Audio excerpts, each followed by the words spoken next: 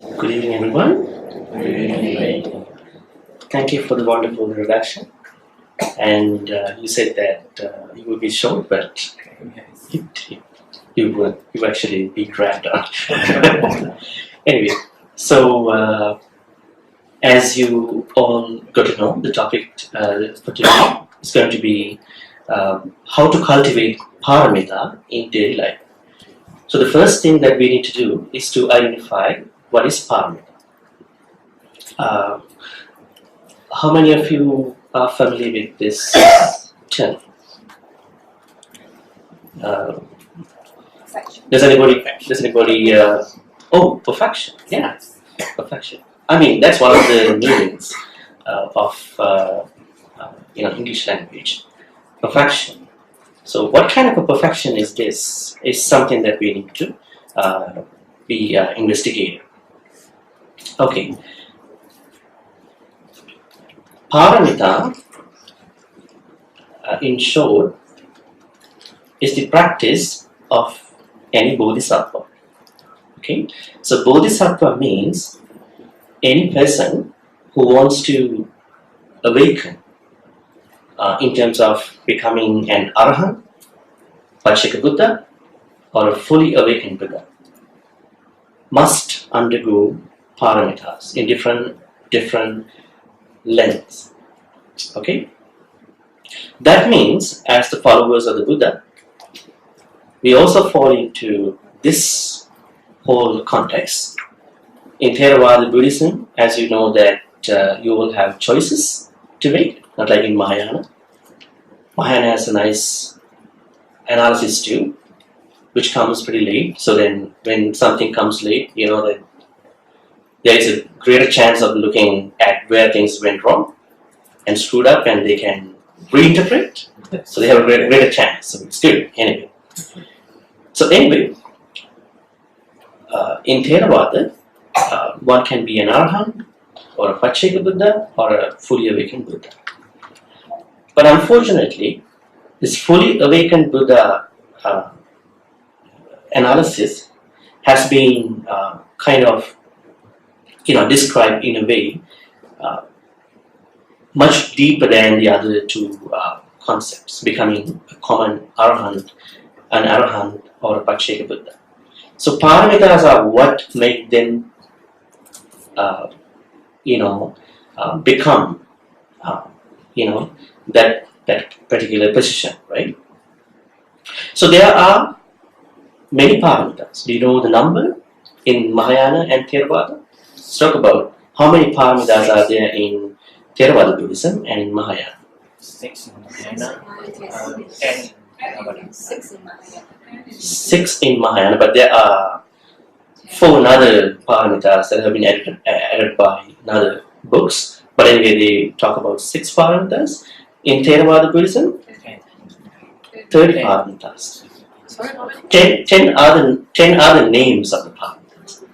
The way that how the arahants, Vajrayana Buddhas, and fully awakened Buddhas fulfill those paramitas is going to be 10, 20, and 30.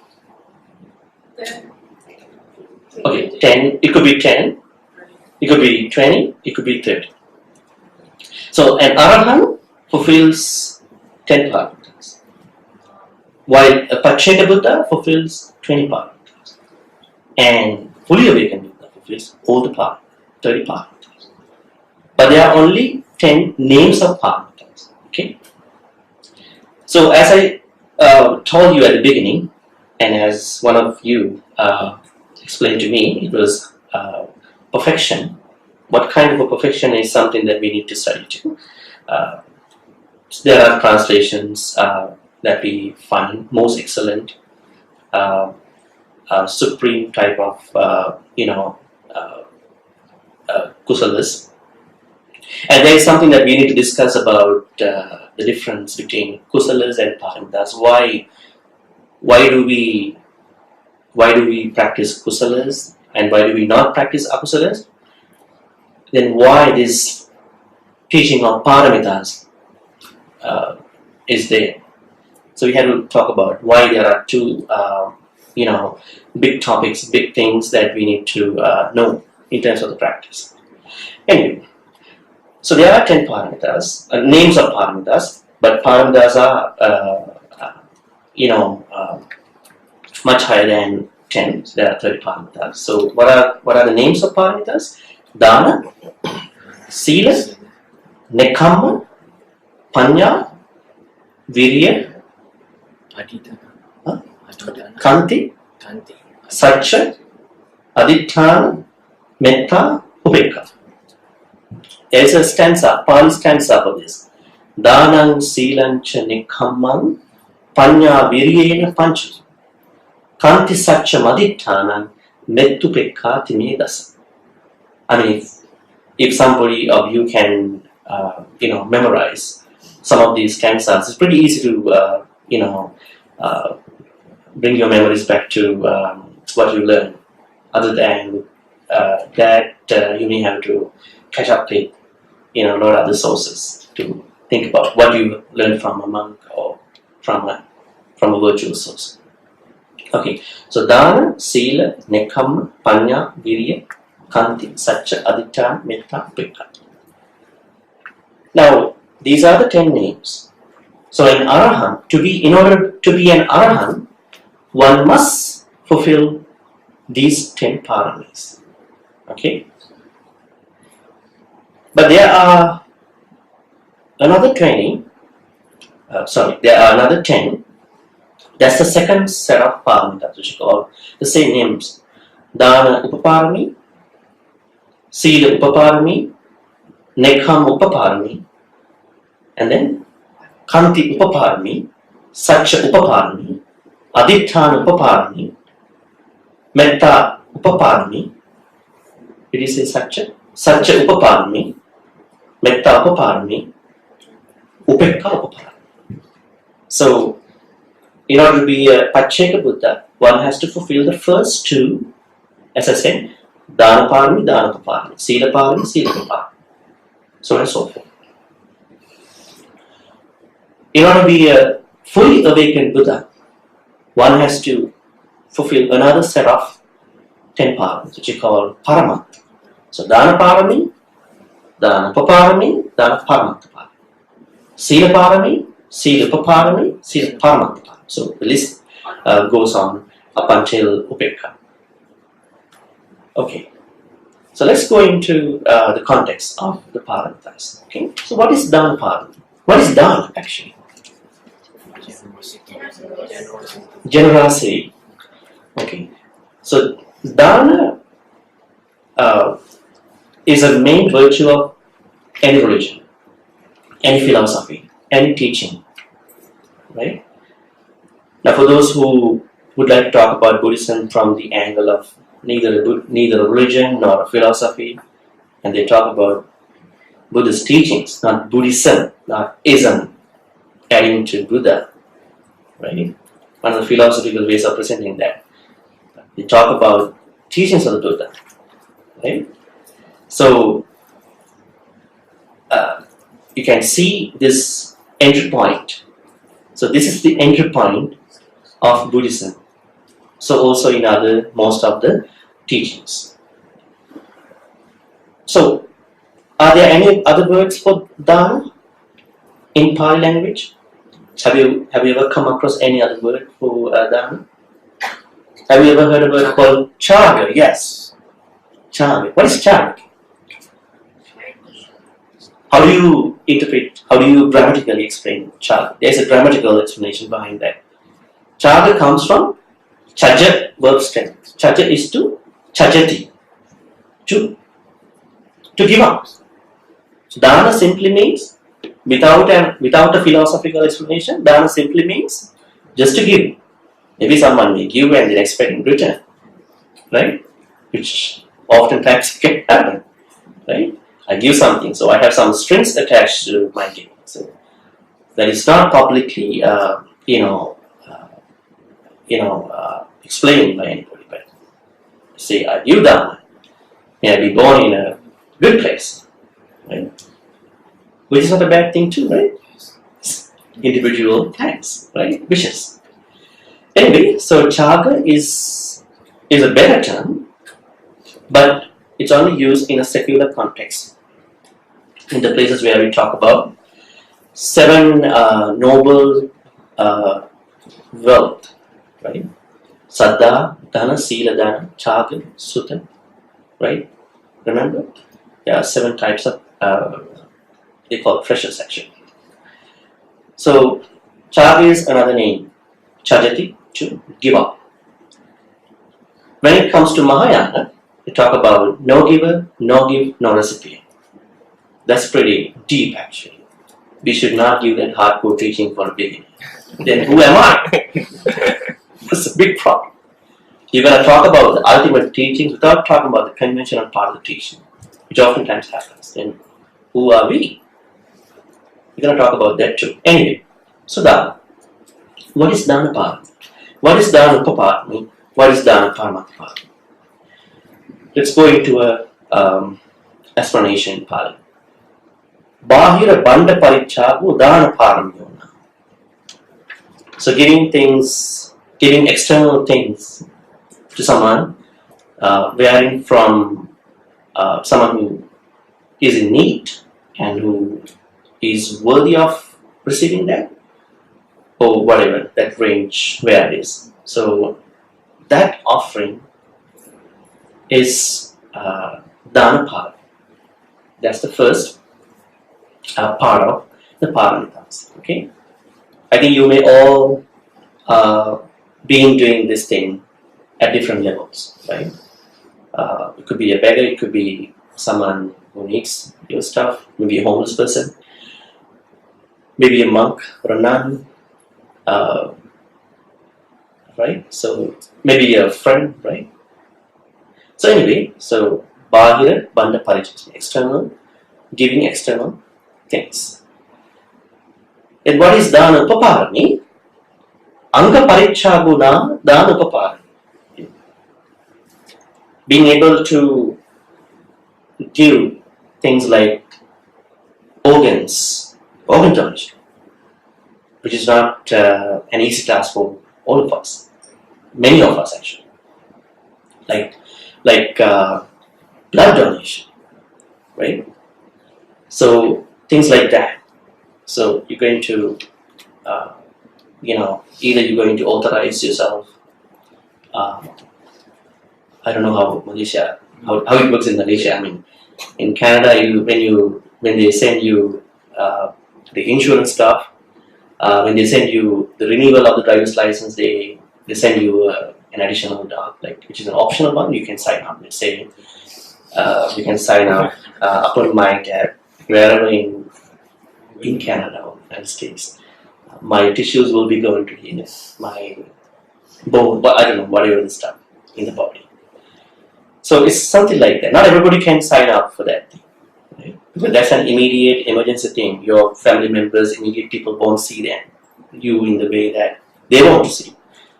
So death is not an easy thing, not because you can die, but because people around you have a different way of looking at the death, right? There are some people say, I don't want to have a big ceremony, but that's not the problem. The problem is her or his sons, daughters don't want to let things go in that direction. They have their own, connections. They want to show that they took care of their mom and dad, etc., etc. So otherwise they might think, they're stingy, greedy for a funeral. Things like that can happen. It's not just a decision of one person in today's world.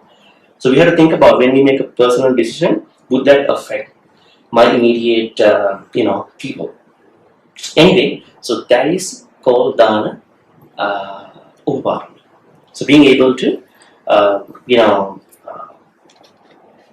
maybe pre-authorize, or being able to donate your blood, maybe organs actually. This could be sometimes when you're alive at some point. Some people, they donate their kidneys, right? I'm not encouraging everybody of you to do that. Don't get misunderstood, okay? I'm talking about how things have been explained in books, right? And then let's talk about how things would work in our normal life, right? So anyway, So being able to at least, donate blood or something like that. Upapadana. During the time of the Buddha, was this practice? Huh?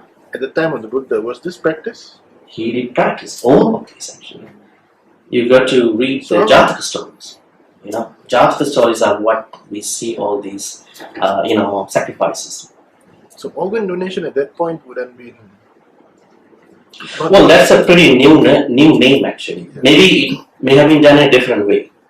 Buddha gave his body. He gave his life entirely. Yeah, That's the third one actually. that's the third one. Paramitas. It's not the second. Risking your okay. Surpassed already. Okay, so some bodhisattvas, if in order to be a Sambuddha, they need to risk their life at some point. Yeah. There are two Jataka stories. One is the Sasa Jataka in the Pali Jatakas and the Vyagri Jataka in the Mahayana. So they're going to sacrifice their life for a good cause. So again, I want to remind you, I'm not encouraging you to sacrifice your life. But this is how things have been explained. Maybe a bold decision that could come from a very high-minded, heightened-minded person. Anyway, so Dana Parami, Dana Parami, Dana Paramata Parami. And then Sila Parami. What is Sila? Or morality. Now some describe Sila to be a bunch of precepts, right? Well, that's how things have been explained.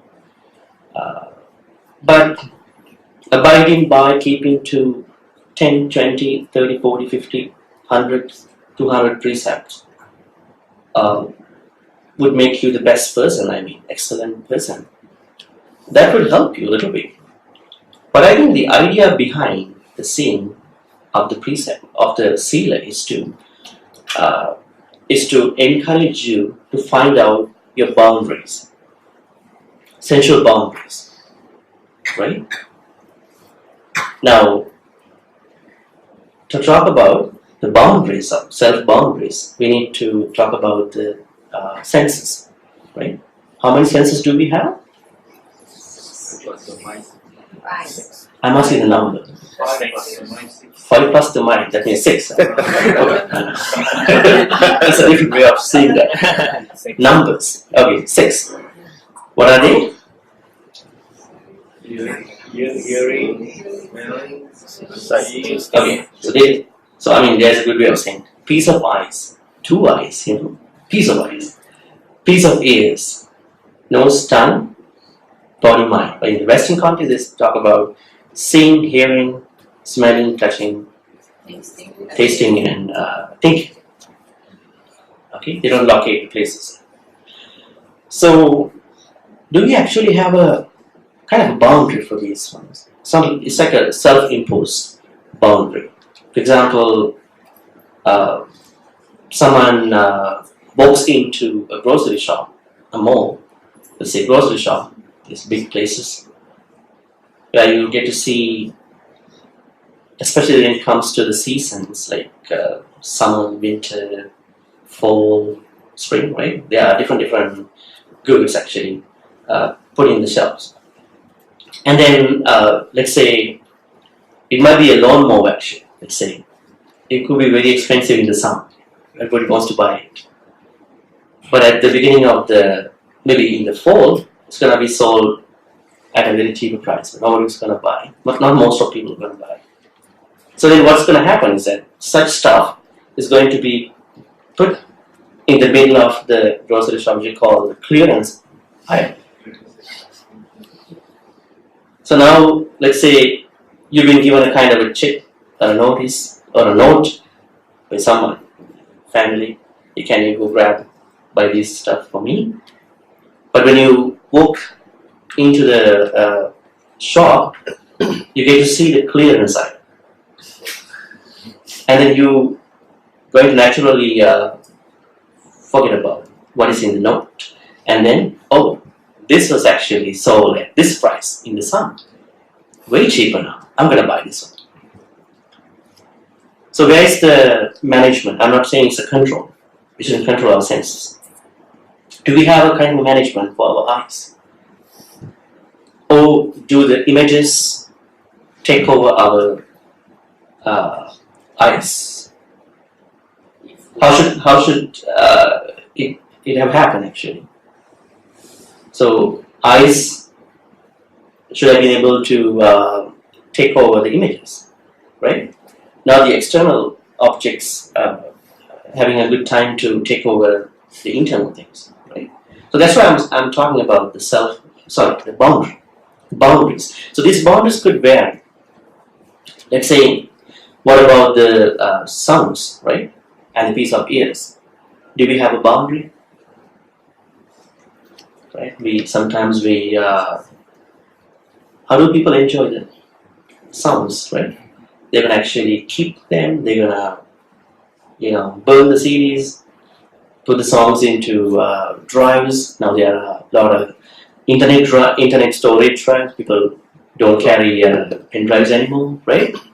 They wanna keep listening to the songs. It's okay, but the problem is that do we have a boundary for our ears, right? Ears are being taken over by the sounds for the most of our time in the day. What about the next one? Nose. Are there some smells that take over your nose? Some bad smells too, right? What's that? Lunchtime, dinner time, Durian. breakfast or durian. I mean, those are really, strong smells that could put you, at a really uncomfortable situation at some point, right? Angry smell. So the smells can take away your nose. And the fourth one is pretty dangerous at some point. What is it? Taste. This is where most of the people fall, prey actually.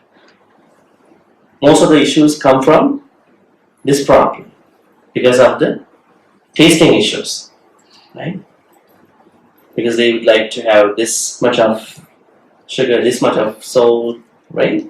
And then what happens at the end, over time, taste has taken over your tongue.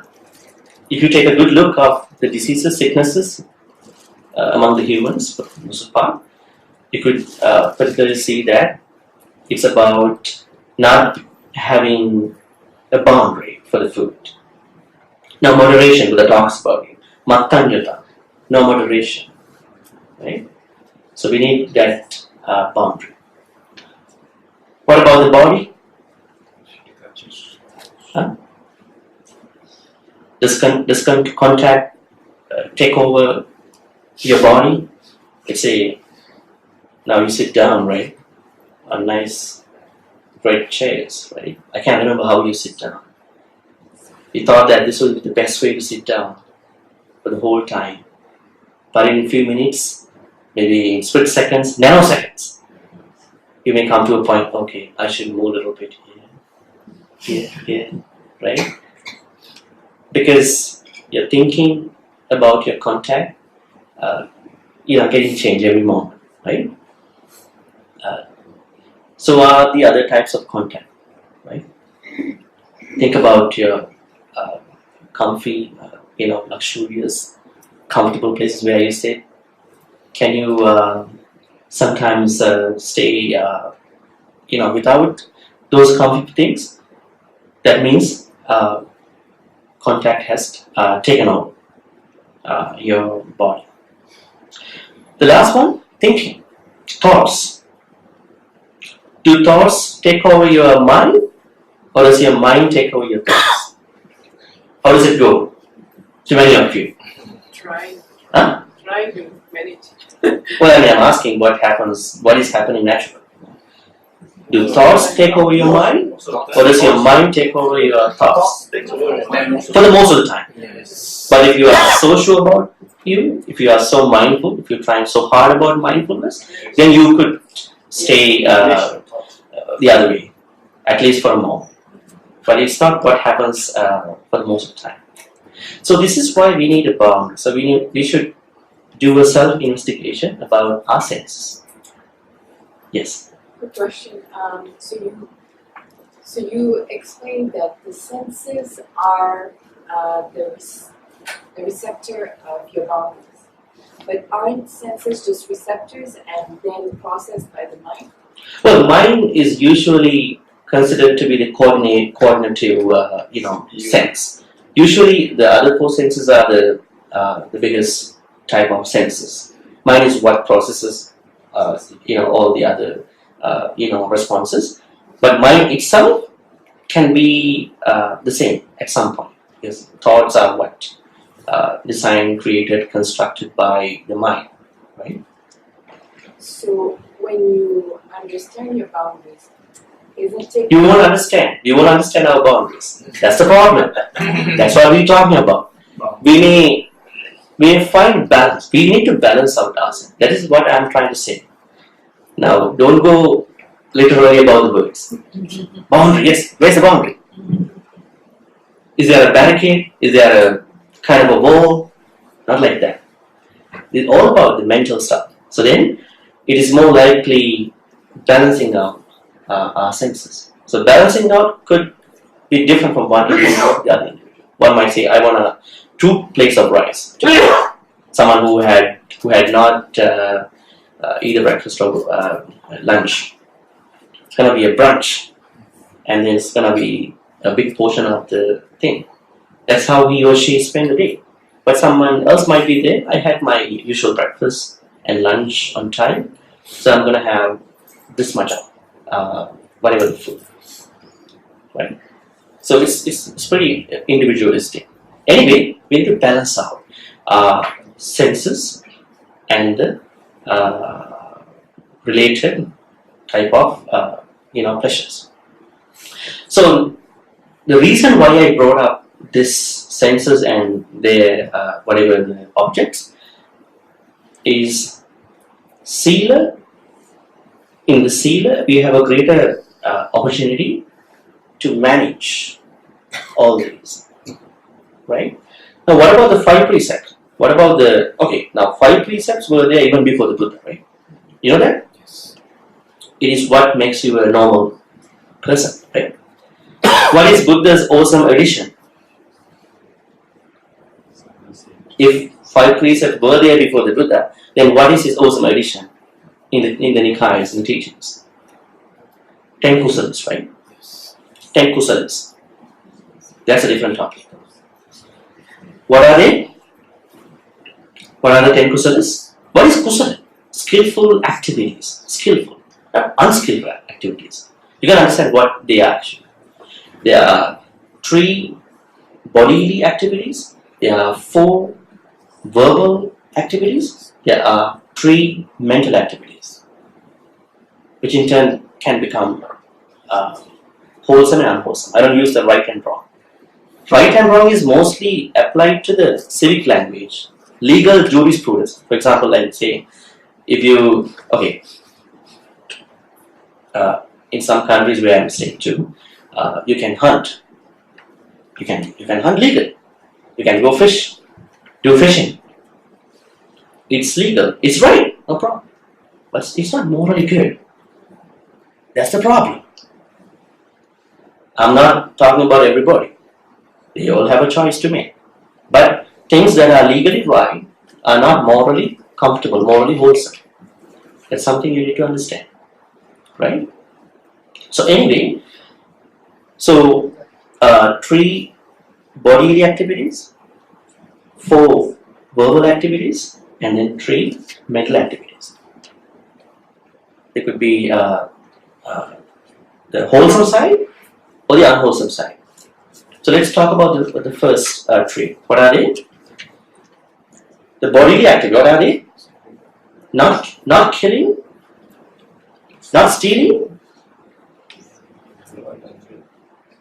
not misusing your sensual pleasures. See, there is this boundary. This has been wrongly translated by many. It's about adultery. But Kamesu Michachara doesn't only mean adultery. Kamesu Michachara, misuse of your sexual pleasure. What about the Kamesu Samachara? The opposite of Pali word. Kamesu sensual pleasures, Michachara. right? That means misbehaving. Misbehaving in sensual pleasures. What about kama mesu samachara?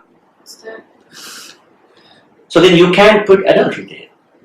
But it could be one of them in the mithyachaara, right? Translation should go, then behaving in the sensual pleasures in the best possible way, having your whatever, boundaries and so on and so forth. Okay, so, sorry, what is Kamesu Samachara? No, I was talking about the opposite Pali word about mithyachaara, samachara, mithya samma, Who is all wholesome and unwholesome, behaving and misbehaving. Okay, so there are three then bodily activities. It could be killing, it could be not killing. It could be stealing, it could be not stealing. It could be misbehaving in sensual pleasures, or it could be behaving in sensual pleasures. Right? So these are the first three kusalas or three akusalas. Okay? And then we're going to talk about the four verbal activities. What are they? Lying. Slandering. Idle speech. Useless. Idle speech. Okay. Lying. Lying. Slandering. Harsh Harsh speech. Harsh speech. Yeah, words are in the speech. Useless speech. Okay. So musavada, right? Musavada means lying. So the opposite is not lying. Parusavacha. Using hurtful words. It could be swear words. Oh no. You don't necessarily need to think that they should be swear words. Sometimes when you talk in a good way, but it could hurt someone. So you have to find out the consistency of what you're going to talk about. Some people they open up their mouth. You know what? It's okay, no swear words, but you're actually aiming at one person in your audience or some action. It's pretty bad. So use of hurtful words, right? So this hurtful thing can come from different angles. It could be culturally hurtful. It could be racially, culturally, religiously. I don't know, whatever other angles. You have to be very careful. You have to be very conscious about it, right? That's why we need to think before we talk. Could be a second you might need to think, but it's always good. So parusavacha means either using hurtful words or the opposite. And then sampappalapa, not sampappalapa, right? Parusa pisunavacha. What is pisunavacha? Slandering. What is slandering? You are talking behind the back. So Eric is a good person here. Somebody is going to the back of the building. Worst person I ever see. But you never hear this conversation, but it's going. Not actually. Don't worry about it. But this can happen. This is happening. What could be the cause behind this? Utter jealousy. Not understanding the real nature of your success by someone. And then what happens? That person doesn't like to accept you as being successful, as being good, as being wholesome. Then it's gonna talk behind the back, right? It's like stabbing in the back, not stabbing in the front. You know, Yes. who is stabbing you? Stabbing. Who's stabbing you? It's something like that. Okay. So it can come out of sheer jealousy. It's a different topic. Okay. And then the last one that could happen from your verbal part is sampappalapa. Sampappalapa has few meanings. One is becoming a gossiper or an idle chatter. So I see a difference between idle chatter and a gossiper. What is a gossiper like? Don't look at each other. They might get misunderstood. What is a gossiper like? So gossiping has things that are not really happening, which are called abhutavadi. Things that are not being happened. That could be one angle of the consistency of the gossiping. It could be something that is not meaningful at the moment for the conversation. It could be something that is not directed at the time.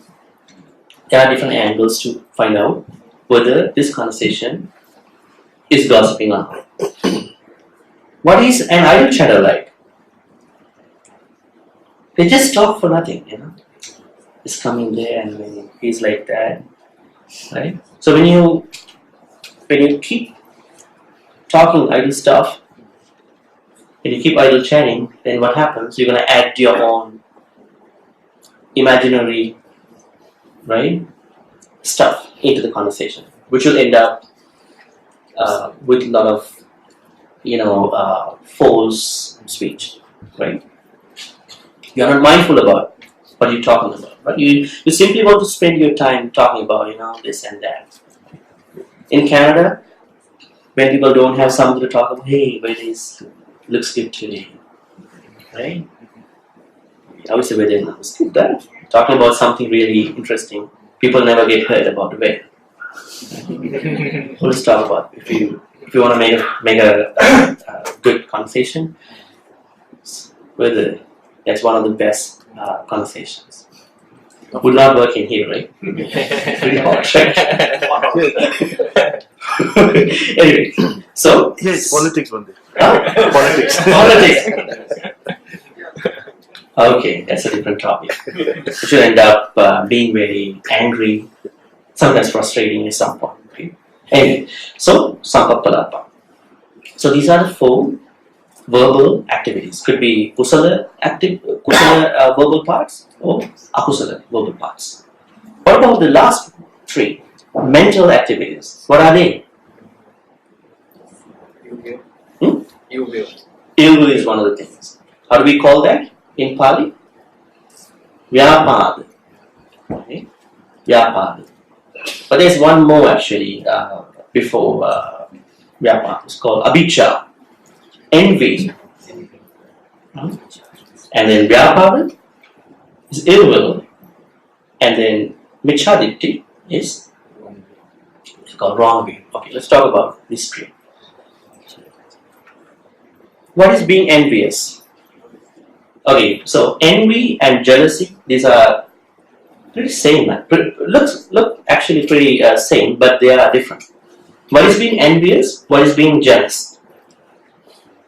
I think people use jealous, being jealous for things that other people could have, they could have been being envious. So vice versa. So being envious means that you simply think that things have come to the people that you don't know, and you don't have any personal relationship between the goods, objects such people receive. That is being envious. So someone can say, I'm really envious about wealth of someone. I'm really envious about education, knowledge, whatever, wealth type stuff.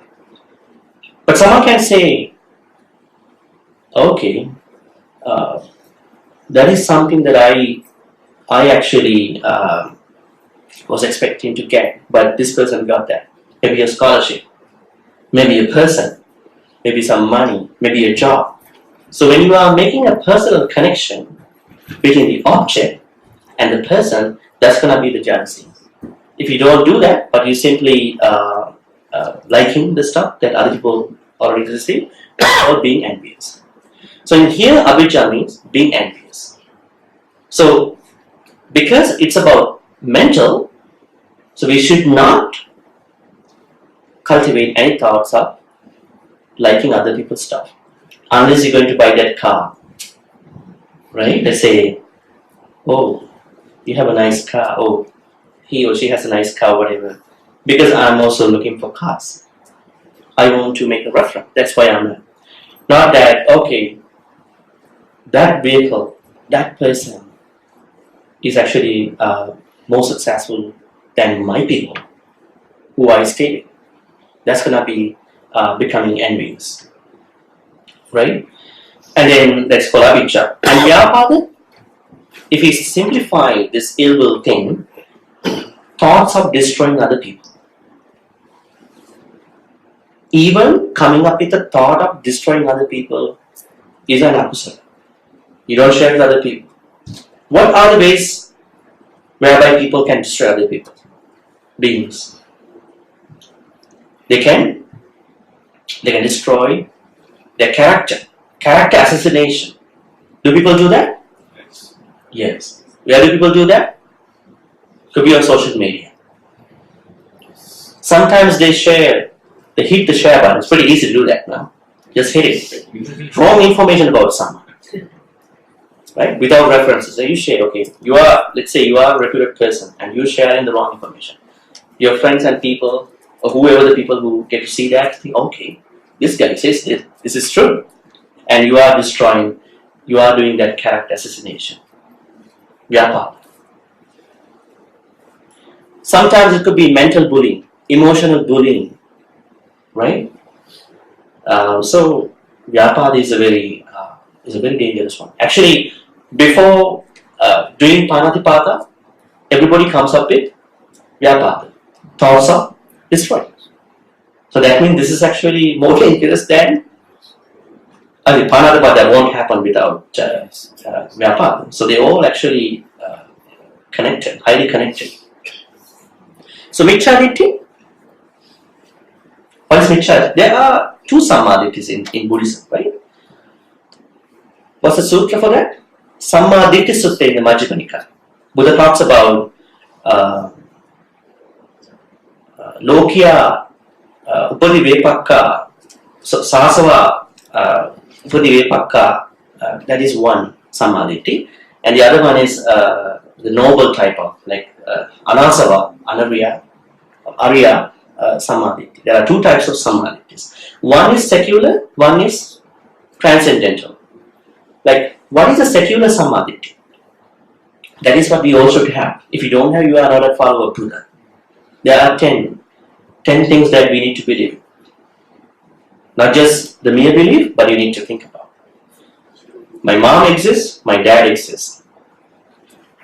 Benefits of dana exist, right? And there can be spontaneous beings. Who are they? Spontaneous beings. Devas. Huh? Devas. Only devas? Pretas. What are the ways whereby beings are born from? There are 4 types of ways that we can see the birth. Andaja, Jalabuja, Sansidaja, or Partika. Andaja means beings born out of an egg. Jalabuja, beings born out of a womb, like us. And then Sansidaja, beings born out of the amalgamation of dirty things like some snakes. Some snakes can be born from some dirty stuff too, right? And the last one called Upapatikas. This is the Pali word for spontaneous beings. Who are the Upapatikas? Not even devas. Any being who is going to be born without the parental connection, they are the spontaneous being. So definitely, devas, Brahmas too. So Brahmas are higher than the devas. There are 16 material Brahmas, Brahma worlds, and then 4 immaterial Brahma worlds too. So there are 20 Brahma worlds higher than the 6 heavens. Anyway, so we are deviating from the topic. So anyway, Sammaditthi has both sides, secular side and transcendental side. So as the followers of the Buddha, we need to trust in these 10 type of things. You need to look it up on Google because it's kind of an off topic today.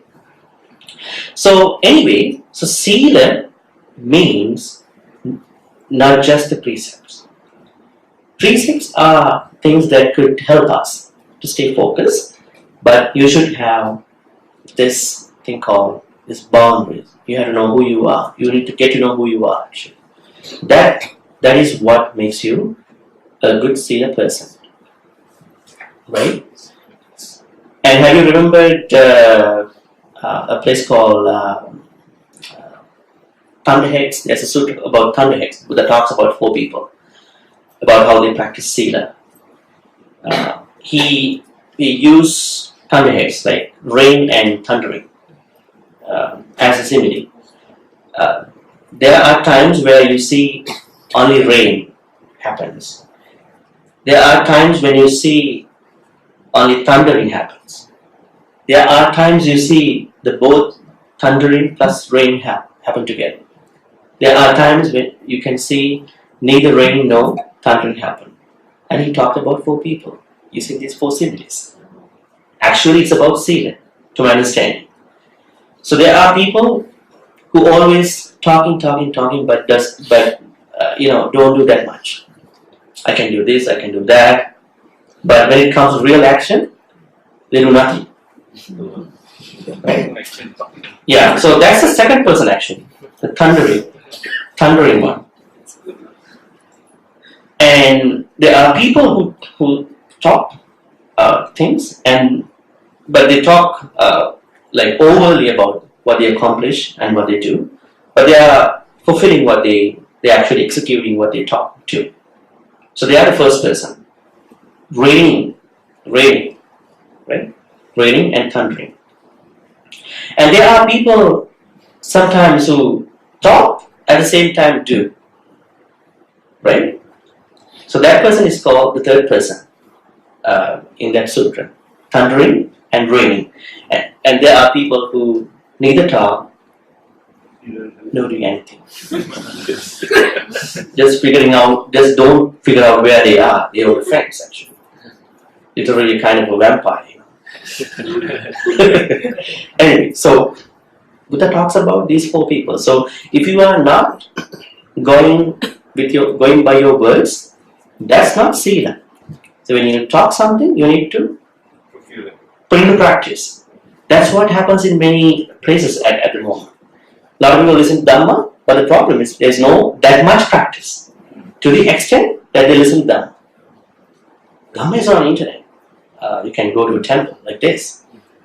But the problem is, keep learning, but there's no practice. It's like that you open, 2 places of a water tank, and water comes in and water goes out. There's no storage inside, right? So practice is more important. So anyway, be a person of your word, right? That is what we actually used to understand the Buddha. Yathavadi tathakari. When Buddha says something, is with his words. Okay?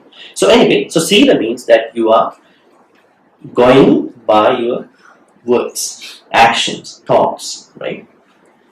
So Arahants, Pacceka Buddhas, and Samma Sambuddhas, they fulfill in 3 ways.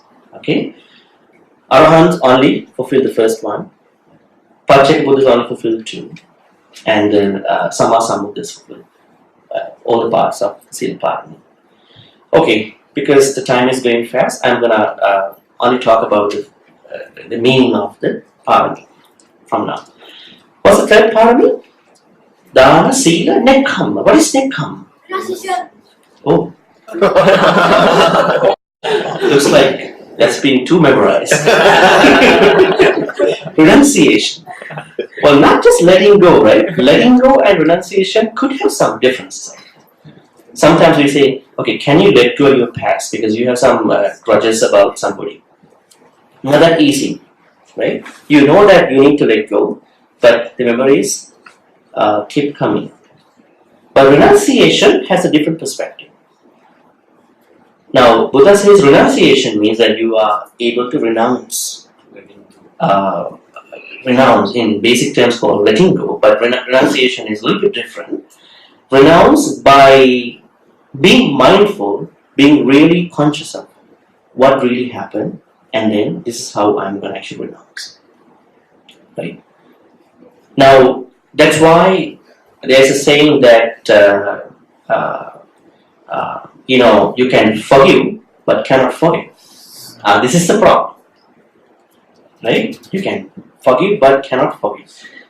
Not a good statement though, because we should be able to forget, right?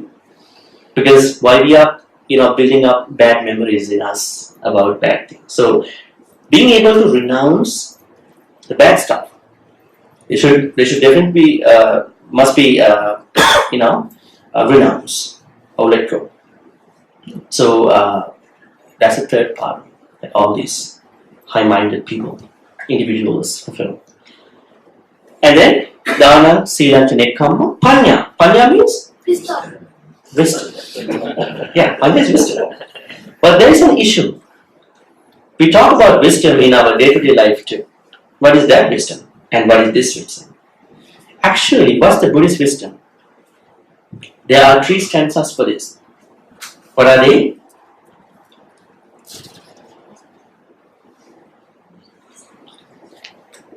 Can you remember?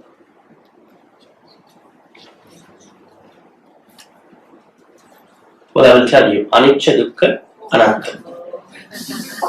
In simple terms. You don't need to memorize the stanzas. Okay, what is Anicca? What is Dukkha? What is Anatta? Understanding this, having these 3 in your perspective is Buddhist wisdom.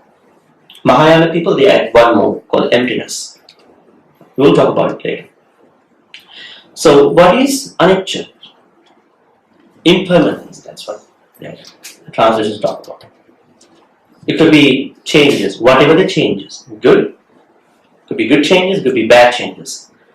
But unfortunately, a lot of people only look at good changes. Say, I passed my examination, I got a good job, I have a good, etc., etc. But when they blunder in the examination, when they lose someone that they really like, when they are not profitable, when they miss something out, and then they don't look at it from anicca. Dukkha is what we will come to after anicca, right? So anicca, what I'm trying to tell you is that anicca should have the both changes. You should be able to see both changes. That is anicca. So you should need to cultivate your mentality to a level that you are able to see all the changes. This is very important. That is anicca. When you see this changing nature, then what will happen? You will find the nature of dissatisfaction. Because it's changing, I'm not satisfied. This is a very, big place for many in the translations. In the 17th, 18th centuries, European scholars who went to Asia, they translated the Buddhist books, texts, similarly to the biblical canon, where they made a lot of bad, meanings. They did a good job too. At least they brought it up to the best. But they made a lot of bad translations. One of them is enlightenment,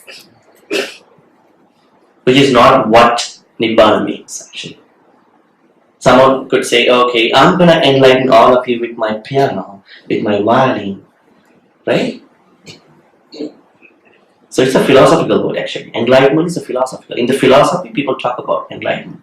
Also in the industry of entertaining other people. Okay? So at least you could use awakening. You are awakening from defilements. Right? It's a better term. So for dukkha, the same thing has been done. They translated dukkha to be suffering. This is the problem. Now the suffering in English has a big impact on the mentalities, on the understanding. But dukkha doesn't mean suffering. But because of dukkha, you will come to the suffering. But dukkha is not suffering. Dukkha means dissatisfied. You are not satisfied. You are not satisfied. You are not satisfied does not mean you don't like it. This is very important. I know a guy back in Vancouver who is changing his sports cars actually. He has money, he can change cars. So I'm having a friendly chat, and I was asking him. He told me that you're gonna buy a new car, but the same brand, and then he was telling me it's a different serial number too. And I was actually asking him back. You bought a new one a few months ago, so then why in the same within a year? Okay, this is the problem. I like that car. It's good. It's really nice. I still want to use it. But the new car has more features. I was asking, are you going to apply this to people too? He got really upset about it because he didn't think the same way that I thought about it. Like, you like it, but you're not satisfied. That's a big thing that we should address in our lives, right? We should find our satisfaction, not changing people, not changing stuff. Right? Where is the boundary of our happiness? So happiness is actually individual, as I said to you at the beginning. Anyway, so dukkha means dissatisfaction, unsatisfactoriness. But when you are highly dissatisfied, unsatisfactory, it could lead you to suffering. But it's not suffering. So when you don't see the changes of any situation of your life and beyond among your friends, people in the world, then what happens? Immediately you become dissatisfied. Right? And then what happens? At the same time, you are applying your conventional self in a bad way, that which you call ego in common English. Sakkaya Ditthi. You are applying Sakkaya Ditthi more than what you are supposed to apply. And Buddha says, I, me, myself thinking is something that we need to understand at a conventional level and at a non-conventional level. That's what I'm saying. Those of them who try to talk about the deeper levels of Buddhism must talk about the conventional level first, and they talk about the non-conventional level. Like some people say, there's no giver, no gift, no recipient. So then, people who don't have the same thinking, same exposure, will get really, surprised, flabbergasted, right? Anyway, so then trying to understand your conventional self and then non-conventional self. That is anatta. Actually, the main goal of Buddhism is to understand anatta, which you call trying to understand not self, both conventional at conventional level and at non-conventional level. This is what we should all try to aim at. For example, let's say someone makes you angry, and then what immediately happens to you or somebody? Okay, this person made me angry, did a bad thing to me. But you never think that the person that you talk about, your previous self, 2 minutes ago, doesn't exist anymore actually. It does not exist anymore. He scolded or blamed that previous me, which does not exist anymore. That means you understand, you're putting anatta into the situation. See? But do we do that? No. He scolded XYZ. He, she couldn't have talked like that. This is so that means we don't have a good understanding of anatta concept, the third part of the wisdom. So wisdom means in Buddhism, anicca, dukkha. So you are trying to develop a mentality which has anicca, trying to understand changes, whatever the changes, and then try to understand the related dissatisfaction, and try to understand not self with everything. And then Mahayana teachings talk about emptiness. That means there is nothing, right? That's called emptiness. So that is Buddhist wisdom. But what we talking by periodical wisdom, like now we are in our day-to-day life, we should be wise enough to talk to other people, act, behave, right? Otherwise we may make a mistake, we may speak ill of other people. So that's periodic, right? So we know that what to talk, when to talk, where to talk. So those small things. So wisdom is different from one teaching to the other teachings, but in the Buddhist teachings, wisdom means trying to have a mentality that has anicca dukkha anatta perspectives and also emptiness from Maya. And then what's the other next paramita? Panya. Virya. What is virya? Efforts. Okay, now Buddha talks about the wholesome effort. There are 4 types of wholesome effort. What are they? Putting effort to develop the existing wholesome activities. Those 10. That's the first one. Putting effort to create the non-existing skillful activities. Let's say you might be getting angry, faster than someone else. Then you understand that this is not good. So you're trying yourself, not becoming angry as much, right? Try to develop good things that are not within you, but you are putting effort on letting them happen. The third one, trying to develop the existing good one, as I told you, and then trying to cut down on the bad things that you already have, and putting effort to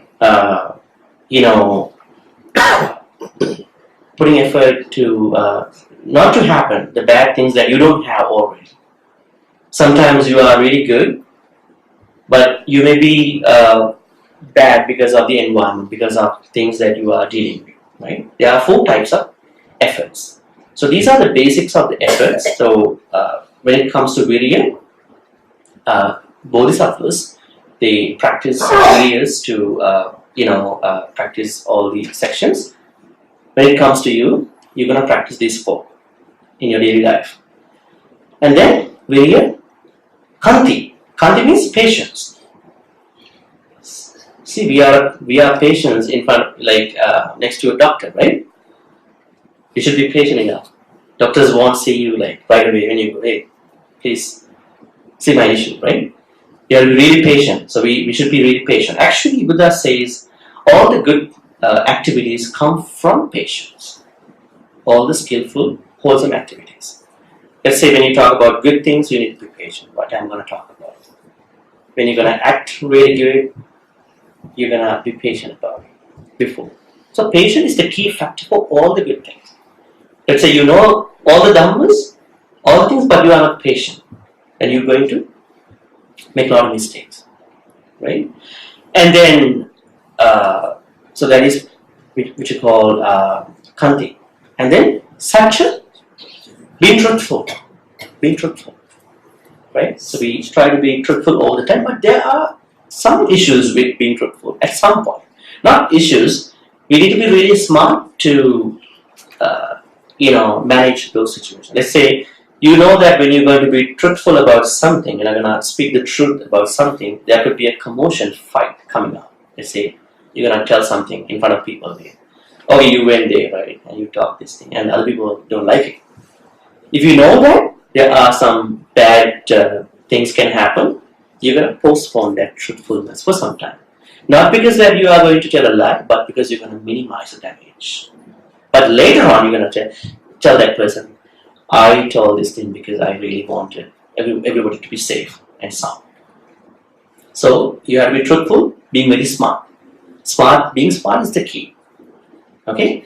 And then satya, kanti satya, adhitthana. What's adhitthana? Resolution. That's a good way of looking at it. What is resolution? When do we make good resolutions? It's coming out, right? New Year. Should it be necessarily New Year? No, but we can make it up to the first of the year. But there are some turning points in our life. Maybe the birthday, maybe another turning point. So we can actually make a resolution. So what resolutions do we usually make? Stop all the bad things. Pardon me? Avoid doing all the bad habits. Cut down on the bad thing. Like someone might say, cut down on drinking. Yes. Not anybody of you. Okay? Cut on smoking.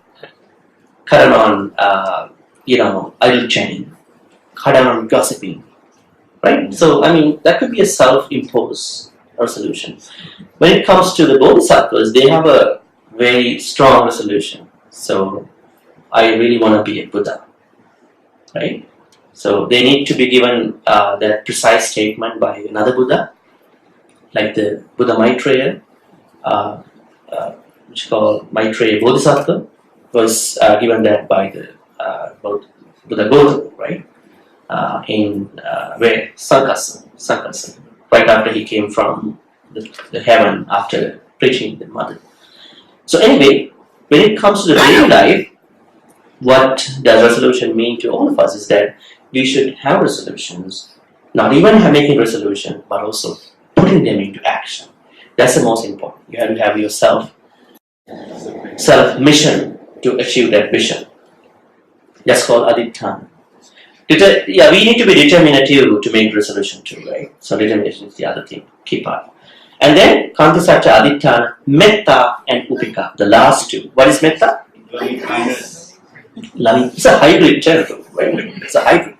Where is kindness, where is love? Okay. Now the problem in English, as you may perhaps know or not know, empathy and compassion are two contexts. Have you ever heard about it? So being empathetic means that you want to feel the same of what the other person was going through, but you are not going to help out that person in the biggest way possible. Being compassionate means that you're going to help out that person in the best possible way that you can. So kindness has the same potential. So loving kindness, I would say friendliness. Actually, metta means friendliness, basically. You know how to be friendly. Not a lot of people know how to be friendly.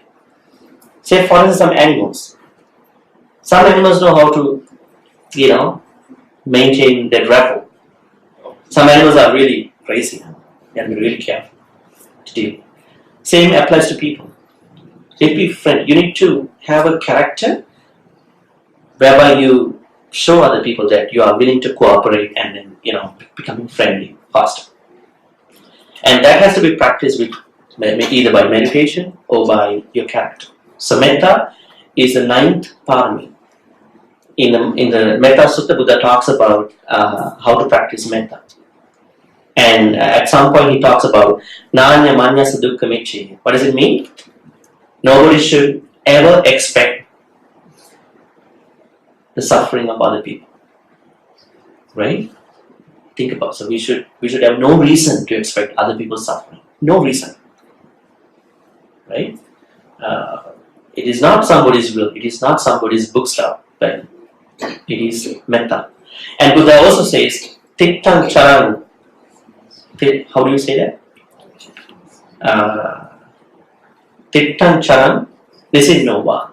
Sayanova Yavatasa Vigatamito. Etang Sating Aditya Brahmametan Viharam. How do you translate this one?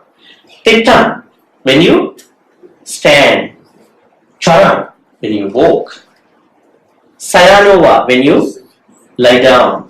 Not sleep. How come you practice loving kindness? Sleep. You're in a different realm. And then, Yavatassa Vigatamito. As long as you are awake. Etang Satin. The best type of mindfulness is metta. There's no other type of mindfulness. But mindfulness of Kayanupassana, Vedananupassana, Chittanupassana, Dhammanupassana are the only way to becoming into Nibbana. But the best type of mindfulness is metta. Because you have to live in this world to become enlightened, become awakened, right? The Buddha says, Etang saking aditya brahmatan viharani. So metta. So we need to practice metta, becoming friendlier, more friendly. But being conscious of around and beyond. Sometimes you are going to be friendly with other people that you are not supposed to be friendly. You might be into big problems, right? With some strangers, with people that you know, crazy people. And the last part is upekka. What is upekka? What is that? Can I hear that again? Equanimity. equanimity. What is equanimity? Equanimity means it's a balance of your. I'm sorry. What NGV? Oh, it's a Malaysian term. I don't get that. I'm sorry. Okay. So upekka means that you are able to you are able to see the balance of any of your pleasurable, unpleasurable, pleasant, unpleasant moments in your life. What are they? Labha, alabha, ayasa, yasa, ninda, prasansa, sukha, dukkha. It could be gains, losses, honor, dishonor, praise, blame, happiness, unhappiness. But what happens to us? When somebody compliments, I don't pick you this time. When somebody, gives a compliment to someone, say, you are the best. What happens? That person will becoming overwhelmed with that compliment. The next day, when that person doesn't do well, say, you are the worst person. I ever say. So, sir, all of a sudden, what happens to that person? That person constructs a picture, kind of a self-imposed image in that person. I am the best forever. It won't happen. Like all the other things too, like honor, dishonor. So we have to know that these are changing. But the most important thing is to see them patiently and then with mindfulness. Don't get either mad or overly happy about it. Right? Just trying to be conscious of what's going on. So that you are pretty good, you are okay. That's why this is the highest parami. This is really different for man. Okay, now I will take a few minutes to talk about how we're gonna put them into daily life. Dana, entry point. We really need to be generous in many ways. Not even just offering food to a monk or nun or giving food to a person that is in need. What are the other ways of becoming generous? Being generous. Sharing knowledge, not even that. Giving your time for someone. Time is very precious. Right? In some countries where they are paid for the hour. Right? You're giving that time to someone, volunteering. How many marvelous, wonderful ways that you can be generous? Think about, find out how you can be differently generous. Not similarly generous, differently generous. So that is your daily practice. Okay? And sila, yes, try to be very mindful about your boundaries where I am at.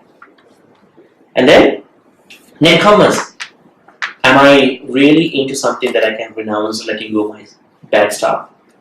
Or the things? Or am I always building up unnecessary overly desires? So you are having a daily practice of how you're going to work out with that. I know when I was a chaplain at UBC in Vancouver, there was someone who approached me saying, I had this kind of thinking. One day I decided I should go sugar-free, don't eat chocolates, one of the students. And then when I was going through the student union building, there are shops that I can see, the good chocolates, Swiss chocolate, those slabs. I can't actually get over that feeling. Then what happens, I was trying so hard to go sugar-free for 4 days. I was okay. But on the 5th day, I had to go for a party. There were a lot of chocolates. I ate to compensate for the whole party. Because you control your feeling. You never saw why I want to go sugar-free. Why I'm doing this good thing. So that's why don't do any good thing without being mindful, without looking at the consistency of what you are going to do. Otherwise, it will give you a very terrible, very bad time, very hard time too. So anyway, Nekkhamma is something that you are working out every day on a regular basis of how are you going to let go, how are you going to renounce what you have, good and bad, both ways. And then Nekkhamma, Panya, yes, we need to always have a mentality, develop a mentality which has anicca, dukkha, anatta, also emptiness. And then Panya, that's Panya. And Virya, yes, we need to have those 4 types of efforts every day, every moment. Let's say I get to meet a person maybe who's a beginner to Buddhism, maybe I might learn something from that person. Who can say no? I may learn. Maybe I meet someone. I meet a Jew. I meet a Jain. I meet a Hindu. I meet a Christian. Maybe could be something I could learn from that person. Not the Buddhist hardcore teachings. Maybe some normal stuff, common sense stuff, right? But we should be able to be open up for the right person, good persons. That's how we're going to, grow with all those good virtues. Virya. And then satya, truthfulness. We have to keep up that truthfulness all the time, by being smart about the time. And then virya, satya, adhitthana, resolution. We should have. Kanti. Oh yeah, kanti. So patience. That's a kind of a 24 practice, right? 24/7 practice. So patience has to be there all the time. Sometimes you are patient. Let's say for 1 hour in the meditation, when you stand up, you are really mad. You are really grumpy about something. Someone phoned you, right? Then you don't know that what happened to your meditation, right? That's a problem. So that's why we have to keep up the practice as much as we can. Kanti. Satya, being truthful, being smart. So smartness is the key to all the paramitas, right? Because we don't know the way how they work at some point. Situations are really, really different. You can't pre-plan about the situation. Situations are really it's like maths. You know the way how to fix math issues, but you don't know how they will come, okay, right? But you are ready, you are preparing yourself. Adhitthana, and then metta and upekka. So every time you need to keep up your friendliness, nature of your friendliness, no matter what happens. You are friendly, you are not getting upset, you are not getting mad, you are good. If there's a problem, you're going to looking into the problem in a very comfortable, convenient, friendly manner. Upekka is the best, the most, parami. And you are not getting shaken by any ups and downs, right? So you are, all these are actually really important. So this is how you're going to practice them in your daily life. And the answer for the question that why do we see that there are two types of things we need to practice, kusalas and the paramitas. Actually, the completeness, the fulfillment of the kusalas is the paramitas. Let's say you are not killing, you are not stealing, then what happens? You are developing sila paramita. Let's say you are not being envious, then you are developing dana paramita. See? That's why they are actually visible in different two ways actually. But don't think they are two different things. They are complementary, right? Complementary. They are complementary. At the same time, your practice of kusala definitely lead to the fulfillment of the paramitas. Okay, so we'll move on to the Q&A session if you have any questions, depending on the time. I don't know whether we have time. Sometime. Mm-hmm. Okay, ladies, can you come forward? No, I just want to, not really a question. I want to know, how can I follow you on Facebook and your YouTube channel? Oh my goodness. Is that a question?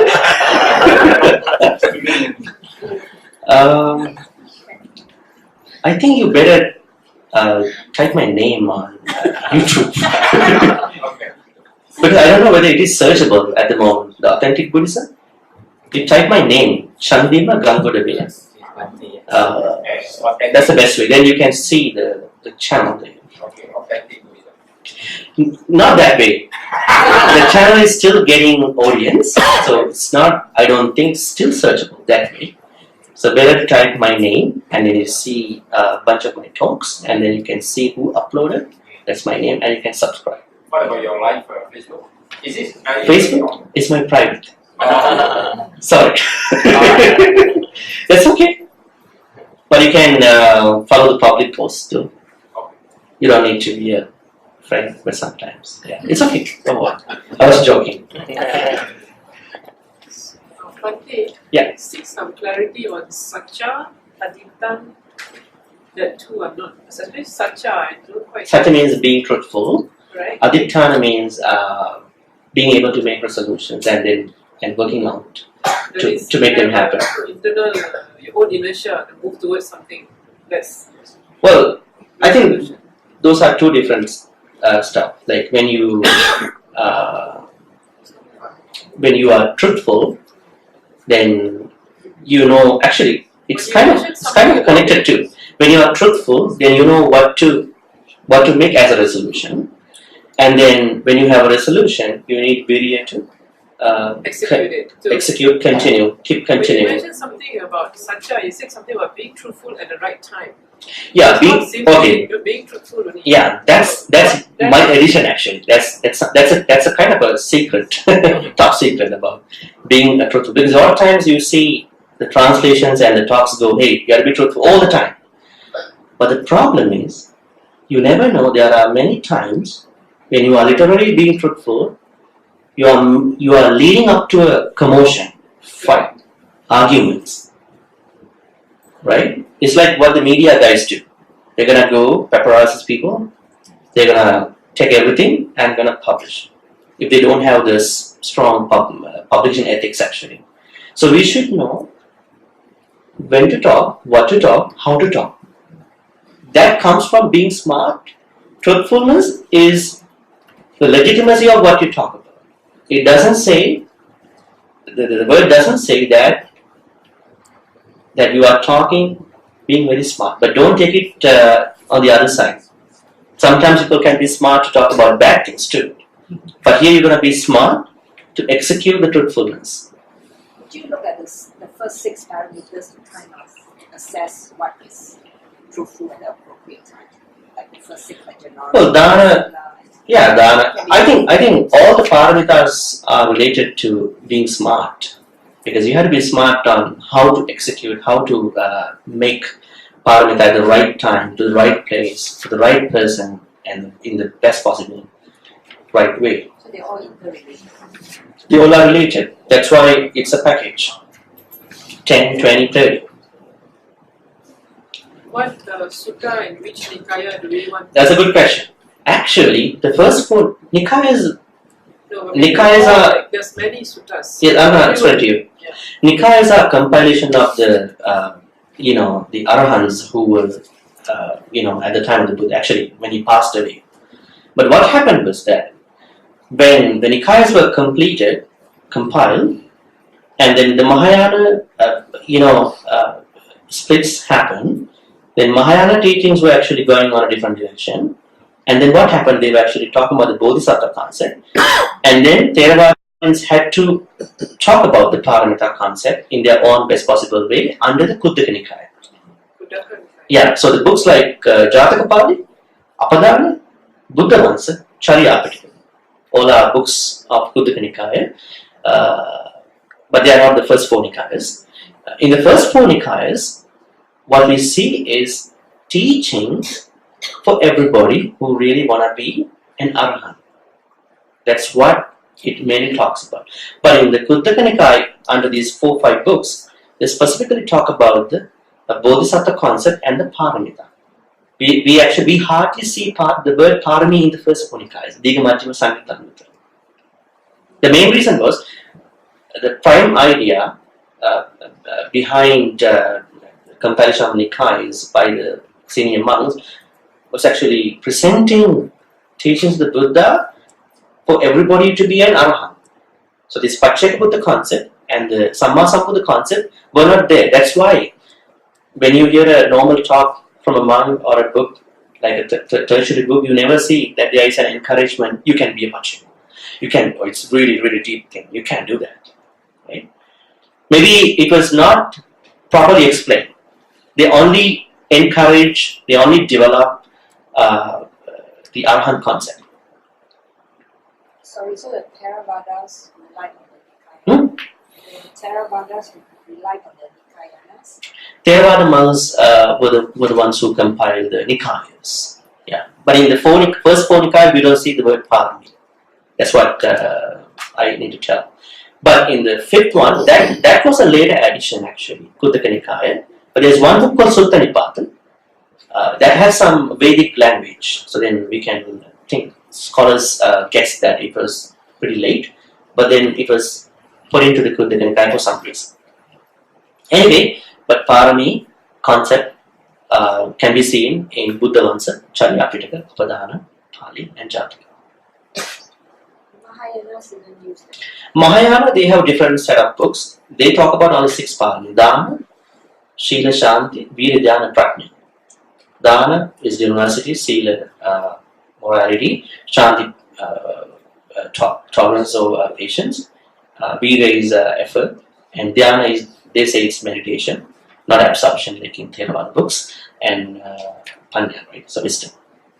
Yeah, please. I hope that we can hear you. Yeah. Okay, you want? Bhante, I got one question. I understand for laymen, so we practice the 10 spirituality, Siddha, Dana, Bhavana. Then we have the so-called the Siddha, Samadhi, Panya.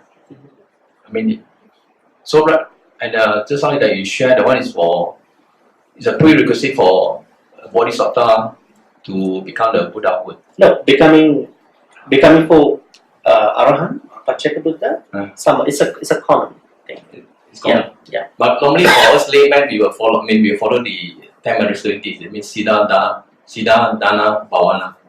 Well, I mean, that's a later teaching. Dana, Sila, Bhavana, Patti, Patta, Anumodana, Veya, Vacha. This is a list of 10 meritorious acts, Yes. which came pretty late in the books. Yes. We're talking about the textual books, actually, early books.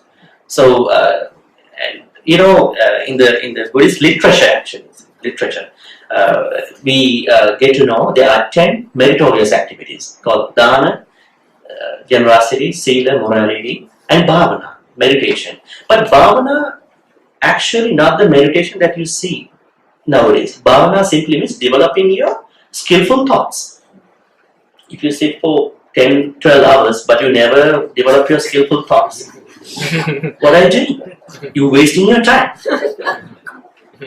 Right? That's why there's a cartoon, like a whimsical cartoon. The dog was actually asking from a bad meditator, this is what I'm doing too. Yeah. Well, respectfully, I admire the people who meditate, but I mean, people who do that way, that's not good. You're wasting your time. The main thing you want to do with bhavana is bhaveti kusale dhamme asayavati paddeti ekayati bhav. That means every moment when you sit, when you walk, when you talk, even when you go to the washroom, you can develop skillful thought. What are they? Not being envious, not having thoughts of destroying other people, having miccadit, not having miccadit. Those are the 3 main skillful thoughts. If you can develop, then you are practicing bhavana. There's no standalone practice called bhavana. But later on, when it goes to the West, it has become mindfulness meditation in a different way, with their lifestyle. Okay, so Dana, Sila, Bhavana. Atti means that you are collecting good karma by offering something, by doing something. It's Patti.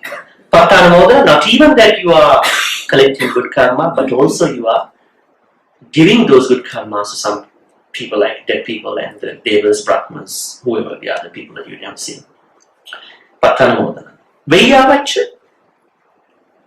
helping clean out. Sometimes there are people who don't clean up, right? They just, that cleanliness is very important, right? It's okay? Yeah. Okay, so the cleanliness is very important. So when you have a very nice and tidy place, no matter what, it's like that there are people who, I usually tell this to young guys, like you can't do meditation if you don't arrange your bed once you woke up. When you wake up early in the morning, arrange your bed. When you see that your bed is arranged, then that's the good mind that you have to make yourself to meditation. When you drink a cup of tea, when you eat, when you drink, after whatever you're done, you don't wash your cups, your plates, but you try to meditate. You don't arrange your library, books, you don't arrange your stuff. If you don't arrange your physical stuff, how are you going to arrange your mind? Difficult. Won't work actually. So then, Vayavaccha means that you are really clean and tidy. And Apacharan is that you are respecting the elders and the people who are really worthy enough. And then Vayavaccha, Pacharan, Desana, talking Dhamma, talking the Dhamma that you already know. And then Suti, listening to Dhamma. And then Dittiju, you're trying to figure out your perspective. So this teaching was a later teaching. And don't mess it up with 10 Paramitas. But it's good though. There's no harm. But you have to figure out this was a later teaching, that was early teaching. If you don't know that difference, then you're going to start from a later one. Okay. Any more questions, brothers and sisters?